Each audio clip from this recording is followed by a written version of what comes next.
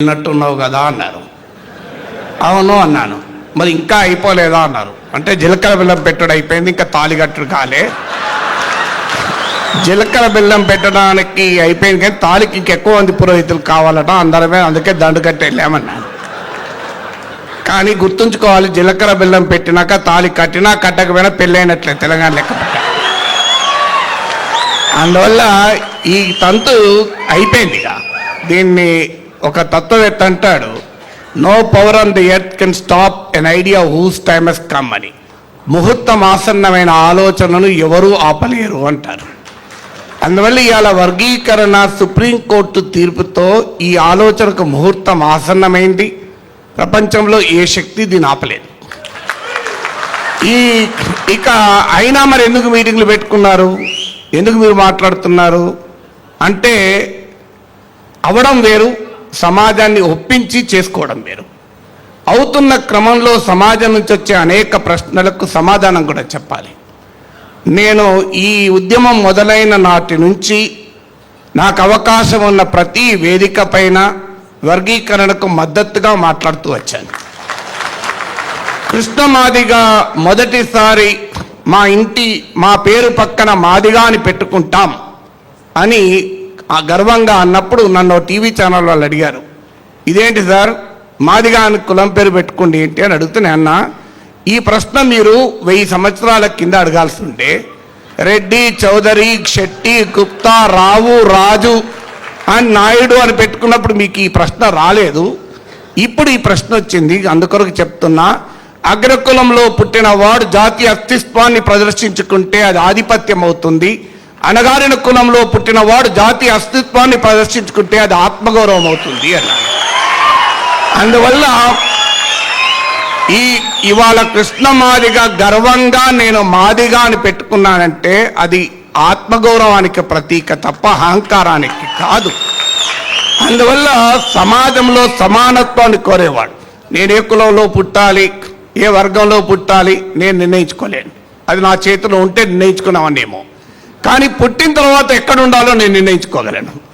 అందువల్ల ఇవాళ పుట్టిన తర్వాత మనం ఎక్కడ ఉండాలి, ఎక్కడ న్యాయం ఉంటే అక్కడ ఉండాలి. ఏంటి న్యాయము? దీనిపైన అనేక సుప్రీంకోర్టు తీర్పులు వచ్చాయి. ఇప్పుడు సమయం లేదు, చాలామంది పెద్దలు ఉండగా నేను ముందు మాట్లాడుతున్నాను. కానీ మీరందరూ మేధావులు కనుక ఇందిరా సహాని కేసు మీరు తీర్పు చదవండి, NM Thomas versus state of Kerala తీర్పు చదవండి, వసంత్ కుమార్ తీర్పులో జస్టిస్ చిన్నపరెడ్డి ఏమన్నాడో చదవండి, ఈవెన్ మీకు Devender Singh versus state of Punjab కేసులో సుప్రీంకోర్టు ఏమన్నా చదవండి. చివరకు ఇది ఇంతదాకా అడ్డుపడిన జడ్జిమెంట్ ఈవి చిన్నయ్య కేసులో వర్సెస్ స్టేట్ ఆఫ్ ఆంధ్రప్రదేశ్ కేసులో సుప్రీంకోర్టు ఏమన్నది. ఇవన్నీ తీర్పులు చదివితే ఒక బలమైన ఆర్గ్యుమెంట్ మన ముందుకు వస్తుంది. ఎందుకు ఇది బలమైన ఆర్గ్యుమెంట్? చాలామంది అనుకున్నట్లు ఇది మాలమాదిగల పంచాయతీ కాదు. ఇది మాలమాదిగల పంచాయతీలు అయితే Devender Singh versus state of Punjab case ఎందుకు వస్తుంది? ఆ కేసు రాకూడదు కదా. ఇది ఏంటి? మొదటి సమస్య, are scheduled caste and homogeneous class.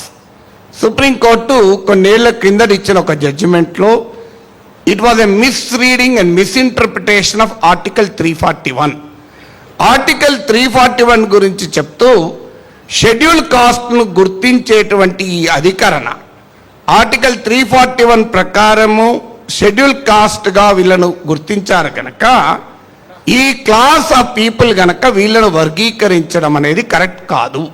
వీళ్ళందరూ ఒక హోమోజీనియస్ క్లాస్గా భావించి భారత రాజ్యాంగం ఆర్టికల్ 341 ఏర్పరిచింది కనుక, ఆర్టికల్ 341కు కాన్స్టిట్యూషనల్ శాంక్టిటీ ఉంది కనుక schedule caste cannot be further divided, further categorize. ఇది గతంలో సుప్రీంకోర్టు చెప్పగా చాలామంది ఆర్గ్యూ చేశారు. కానీ ఇది వాస్తవమా? ఇది వాస్తవం కాదు అని N M Thomas versus state of Kerala కేసులో జస్టిస్ విఆర్ కృష్ణయ్యర్ అన్నాడు, schedule caste are the lowliest of the lowliest అన్నాడు. అద్భుతమైన పదం వాడాడు, ఇది లోలియెస్ట్ ఆఫ్ ద లోలియెస్ట్ అని. అంటే అత్యంత అణగారిన కులాల్లో అత్యంత అణగారిన కులం ఇది అని. ఈ వాస్తవం తెలవడానికి జస్టిస్ విఆర్ కృష్ణయ్యర్ జడ్జిమెంట్ చదవాల్సిన అవసరం లేదు.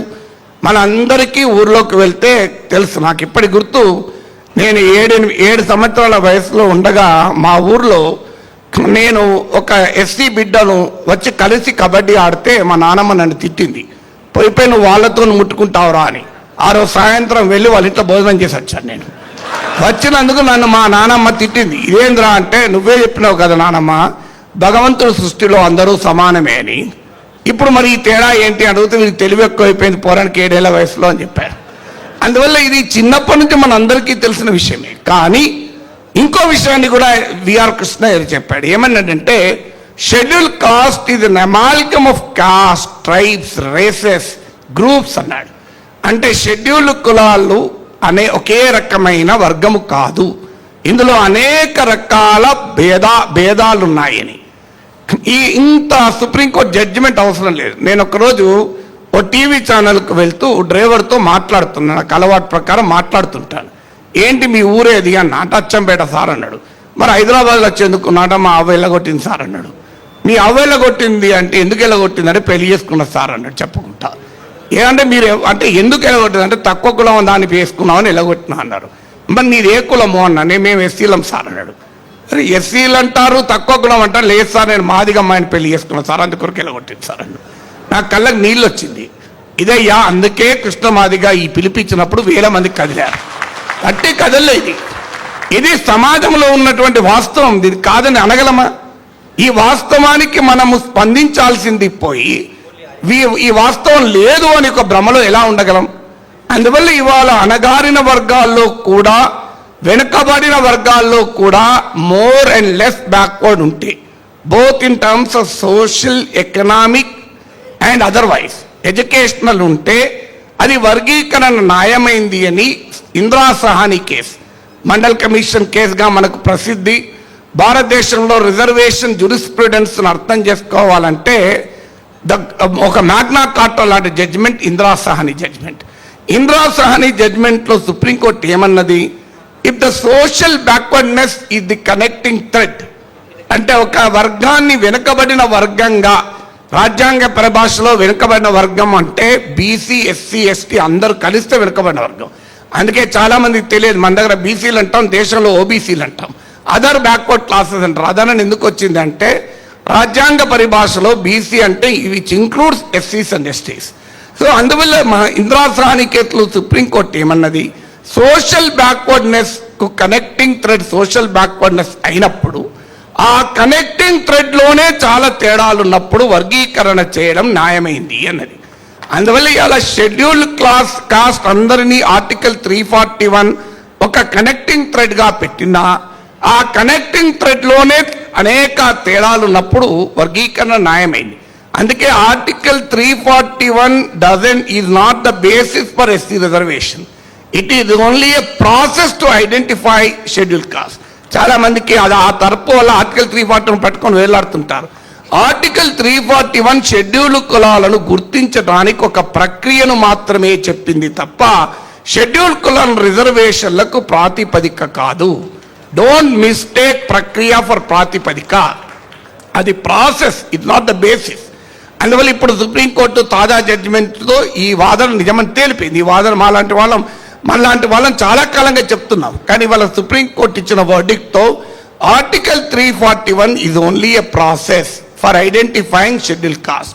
It cannot be elevated to the basis for schedule caste. Basis అని అనుకోని గతంలో కోర్టులు తీర్పులు చెప్పాయి, ఇది హోమోజీనియస్ క్లాస్ అని. It is not an homogeneous class అని నిరూపించబడింది. అందువల్ల షెడ్యూల్ కాస్ట్ల వర్గీకరణ ఇంకా సామాన్యుడి పరిభాషలో చెప్పాలంటే, Devender Singh versus state of పంజాబ్లో సుప్రీంకోర్టు చిన్న ఉదాహరణ చెప్పింది. మీరు ఒక మామిడి పళ్ళ గంపను తీసుకెళ్ళి ఒకే రకమైన స్వభావం కలిగిన, అంటే ఒకే వయసులో ఉన్న ఒక గుంపుకు ఆ గంప ఇవ్వండి. ఆ అందరూ ఒకే వయసు కలిగిన గుంపులో ఉన్నవారే. కానీ ఏం జరుగుతుంది? ఆ గుంపులో కొంతమంది బలంగా ఉంటారు, వాళ్ళు కొన్ని ఎక్కువ మామిడి పళ్ళు పట్టుకెళ్ళిపోతారు. ఆ గుంపులో కొంతమందికి మొహమాటం ఎక్కువ ఉంటుంది, ఇస్తే తప్ప తీసుకోరు, వాడు వెనకనే ఉంటాడు. ఆ గుంపులో కొంతమందికి ఏ మొహమాటం లేదు, పక్కోడు తిన్నా తినకపోయినా వాడు తింటుంటాడు, వాడున్న మామిడి పళ్ళు పట్టుకుపోతారు. అప్పుడు ఆ గంప పరిస్థితి ఏంటి అని అడుగుతుంది. ఇది Devender Singh versus state of Punjab కేసులో. అప్పుడు పరిష్కారం ఏంటి? ఆ గంపను ఒక 2 గంపలో 3 గంపలో 4 గంపలుగా చిన్న గంపల్లోకి పెట్టి, అయ్యా ఇంకో వీళ్ళు బాగా ఆకలితో ఉన్నారు కనుక వీళ్ళకి కొద్దిగా పెద్ద గంపిస్తా, వీళ్ళు తక్కువ ఆకలితో ఉన్నారు కనుక వీళ్ళకి తక్కువ చిన్న గంపిస్తా. ఎవరికి మాడి పళ్ళు లేకుండా చేయడం లేదు. ఇక్కడ ఇంపార్టెంట్ పాయింట్ అది. It is not an act of exclusion. Sub categorisation is not a act of exclusion. ఇది క్రీమీ లేయర్ కాదు, మనకు అర్థం కావాల్సింది. ఇది is not an act of exclusion. ఎంత అందరికీ మాడి పళ్ళు దక్కుతాయి. ఎవరికి ముందు దక్కుతాయి? ఎవరికి ఆకలి ఎక్కువ ఉంటే వాళ్ళకి ముందు దక్కుతాయి. ఎవరికి ఎక్కువ దక్కుతాయి? ఎవరు ఎక్కువ అవసరం ఉంటే వాళ్ళకి ఎక్కువ దక్కుతాయి. అందువల్ల సబ్ కేటగరైజేషన్ అనేది రిజర్వేషన్లను తొలగించే ప్రక్రియ కాదు, అది రిజర్వేషన్లను సమానంగా పంచే ప్రక్రియ. అందువల్ల it is not an act of exclusion. ఇక ఆర్టికల్ 15(4), ఆర్టికల్ 16(4) ఏం చెప్తుంది? చాలా మంది నేను మాట్లాడుతున్నప్పుడు చాలా మీటింగ్లో అడుగుతుంటారు, సార్ రాజ్యాంగము ఆర్టికల్ 14లో రైట్ టు ఈక్వాలిటీ చెప్పింది, కులం పేరిట, మతం పేరిట, భాష పేరిట, కలర్ పేరిట ఏ రకమైన వివక్ష ఉండకూడదని చెప్తూ మళ్ళీ రిజర్వేషన్లు ఎట్లా ఇస్తారు సార్ అని అడుగుతారు. దానికి కూడా సుప్రీంకోర్టు తమ అనేక తీర్పుల్లో చెప్పింది. రిజర్వేషన్ అనేది రైట్ టు ఈక్వాలిటీకి వ్యతిరేకం కాదు, it is in furtherance of right to equality. అసమానుల మధ్య సమాన పోటీ సాధ్యం కాదు గనక అసమానుల్ని కూడా సమానులుగా మార్చి సమానత్వాన్ని కల్పించేదే రిజర్వేషన్లు. అందువల్ల రిజర్వేషన్ అనేది రాజ్యాంగంలో ఏర్పరిచిన సానుకూల వివక్ష, ఇది పాజిటివ్ డిస్క్రిమినేషన్. కానీ రిజర్వేషన్ యొక్క ప్రాథమిక సూత్రం ఏంటి? అత్యంత వెనుకబడిన వర్గాల వారికి ఆ సదుపాయాలు అందాలి.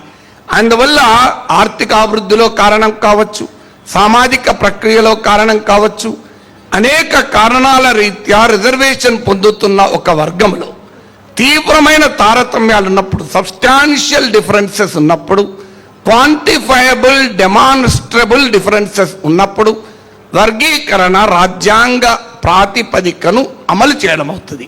అందువల్ల ఇవాళ మాదిగల డిమాండు, మేము మాదిగలం గనక మాకు రిజర్వేషన్లు ఇవ్వమని అడగడం లేదు వర్గీకరణ చేయమని.